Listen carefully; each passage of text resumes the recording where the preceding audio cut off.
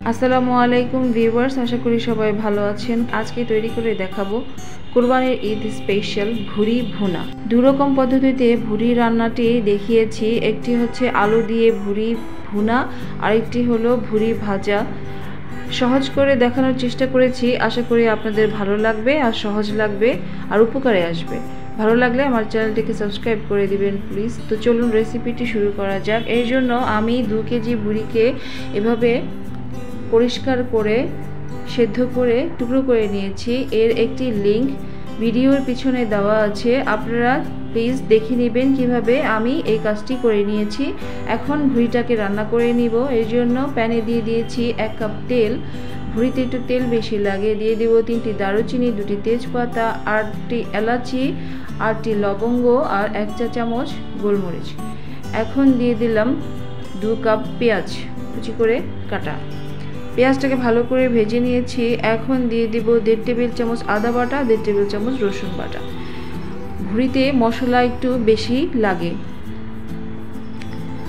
আদা রসুনটাকে ভালো করে ভেজে নিয়েছি। এখন দিয়ে দিব গুঁড়ো মশলা, 1 টেবিল চামচ ধনে গুঁড়ো, 2 টেবিল চামচ মরিচের গুঁড়ো। আপনারা মরিচের গুঁড়ো স্বাদ মতো নিয়ে নিতে পারেন। দিয়ে দিয়েছি 1 চা চামচ হলুদের গুঁড়ো, 1 চা চামচ জিরা গুঁড়ো, স্বাদ মতো লবণ। এখন সমস্ত উপকরণগুলোকে ভালো করে কষে নিয়েছি। কষে নেওয়া হয়ে গেছে সামান্য পানি দিয়ে। এখন দিয়ে দেব ভুড়িটা দিয়ে ভালো করে কষে নিতে হবে। আমার এখানে 2 কেজি পরিমাণ ভুড়ি আছে। সামান্য পানি দিয়ে নেড়ে চেড়ে ঢেকে আমি 10 মিনিট ভুড়িটাকে কষে নিব। ভালো করে নেড়ে চেড়ে ঢাকা দিয়ে দিয়েছি 10 মিনিটের জন্য। 10 মিনিট পর ফিরে এসেছি। এখন দিয়ে দিব ভুড়িটাকে সেদ্ধ হওয়ার জন্য পানি। ফুটন্ত গরম পানি দিয়ে দিয়েছি 2 কাপ। এখন ভালো করে নেড়ে চেড়ে ঢেকে দিতে হবে 40 মিনিটের মতো। অল্প আঁচে 40 মিনিটের মতো ভুড়িটাকে সেদ্ধ করে নিব। ভুড়িটাকে অল্প আঁচে বেশ সময় ধরে সেদ্ধ করে নিতে হবে, কারণ ভুড়িটা কিন্তু অনেক সময় লাগে সেদ্ধ হতে। অল্প আঁচে 40 মিনিটের মতো ভুড়িটাকে ঢেকে রান্না করে নিয়েছি। মাঝে 2-3 বার নেড়ে দিয়েছি। এখন দিয়ে দিব 2টি আলু কিউব করে কাটা। 2টি আলু এখানে কিউব করে কেটে দিয়ে দিয়েছি। আপনারা চাইলে আলু স্কিপ করতে পারেন, তাহলে ভুড়িটাকে আরও 10 মিনিট সিদ্ধ করে নিলেই হবে। আমি এখানে আলু অ্যাড করেছি 2টো। এখন ভালো করে নেড়ে চেড়ে ভুড়ির সাথে আলুটাকে সেদ্ধ করে নেব। প্রয়োজনে আরও কিছু পানি এখানে অ্যাড করে দিয়ে ভুড়ি আর আলুটাকে আরও 10 মিনিট ঢেকে রান্না করে নেব। 10 মিনিট পর ফিরে আসছি। ভুড়িটা অলমোস্ট ডান হয়ে গেছে। এখন দিয়ে দিব 1 চা চামচ ভাজা জিরে গুঁড়ো আর সামান্য গরম মশলার গুঁড়ো। এটা আমার হোমমেড গরম মশলার গুঁড়ো। হাতের কাছে গরম মশলার গুঁড়ো না থাকলে এটাকে আপনি স্কিপ করতে পারেন, তবে ভাজা জিরে গুঁড়ো কিন্তু অবশ্যই দিতে হবে।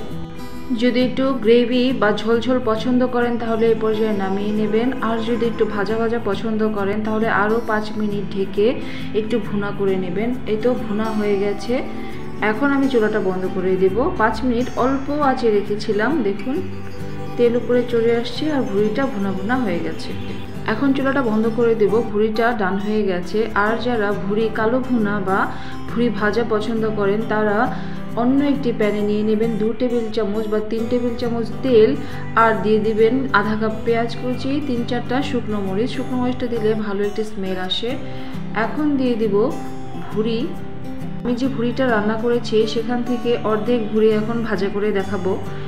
এখন ভুড়িটাকে পেঁয়াজের সাথে ভালো করে ভেজে নেব। ভুড়ি কিন্তু ভাজা করার সময় অনেক ছিটতে থাকে, এজন্য আপনাকে সাবধানে ভুড়ি ভেজে নিতে হবে ঢেকে। এভাবে ঢেকে অল্প আঁচে ভুড়িটাকে ভেজে নিতে হবে বেশ সময় ধরে। অল্প আঁচে ভালো করে ভুড়িটাকে ভেজে নিয়েছি।